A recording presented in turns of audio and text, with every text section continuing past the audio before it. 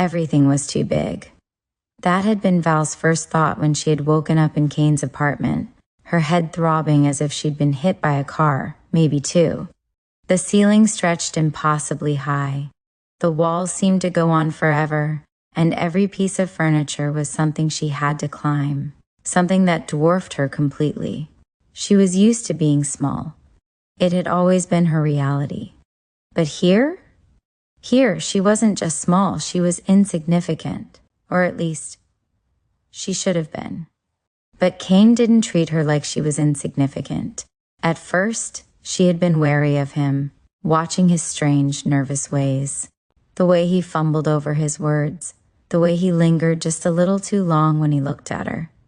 Her first thought was that he was on drugs, his twitchy demeanor, clammy hands, his eyes darting to the corners of the room, never seeming to look at her directly. Yet he was too polished to be an addict, his apartment too clean. She had been around drug users before. None of them coordinated their towels and sheets to match. She had expected him to be like the others, apathetic at best, cruel at worst. But he wasn't. Kane was.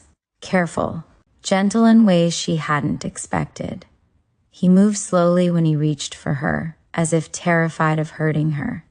His fingers, though large, were always slightly shaky. He spoke softly, unsure but never unkind. And as the days passed, something shifted between them.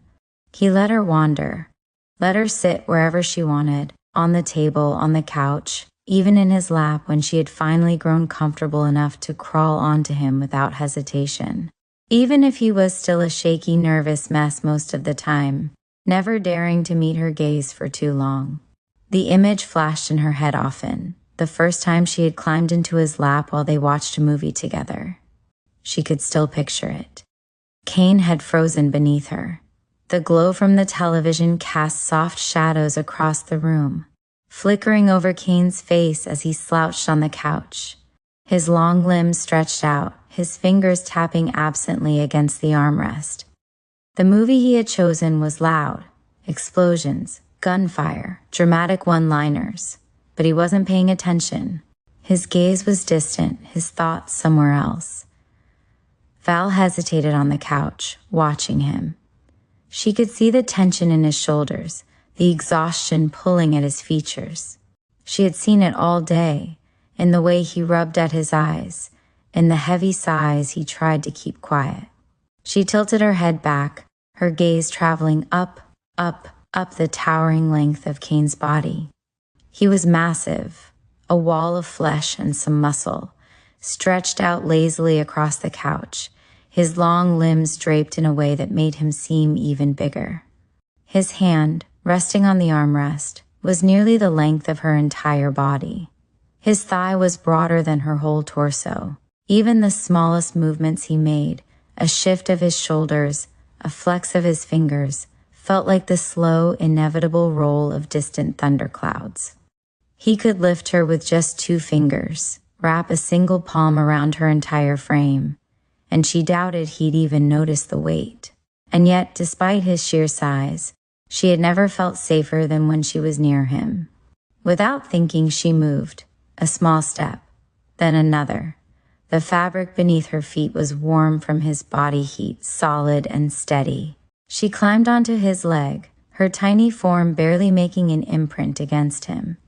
The weight of her was nothing compared to his vast frame, but to her, the distance between them had never felt so small. She curled in on herself, waiting to see if he would push her away. He didn't. Kane went completely still.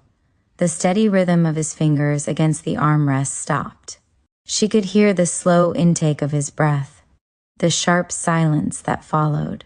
His muscles tensed, as if he were holding something back, something he didn't want to let slip. Val stayed where she was, pressing closer to his warmth. It was strange, feeling the way his body radiated heat through the fabric of his sweatpants. Strange, but comforting. She didn't look up, but she felt his gaze on her, felt the weight of his attention like a physical thing. Comfortable? His voice was low, almost hesitant. She nodded, her cheek brushing against his thigh. Yeah. The quiet stretch between them, long and unspoken. He didn't move, not even an inch, but she could feel the tension rolling off him, the way his breath had changed. It wasn't like before, it was heavier now, more controlled. She didn't know why, but she didn't question it. She just stayed where she was. She had felt the way his breath hitched, the way his muscles tensed as she settled onto his thigh. She had no idea why she had done it. It had just felt like a good idea in the moment. Her small body resting against the warmth of his clothing. She had half expected him to shove her off. He hadn't.